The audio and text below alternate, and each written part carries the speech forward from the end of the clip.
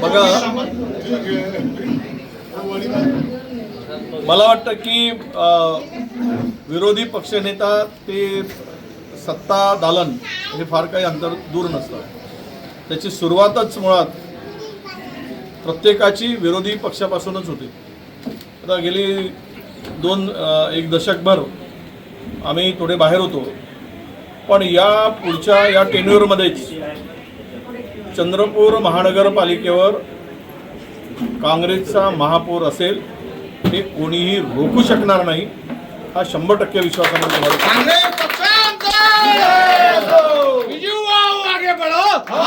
cabin फार काळ नाही, तुम्हाला लवकरच त्याही कॅबिनवर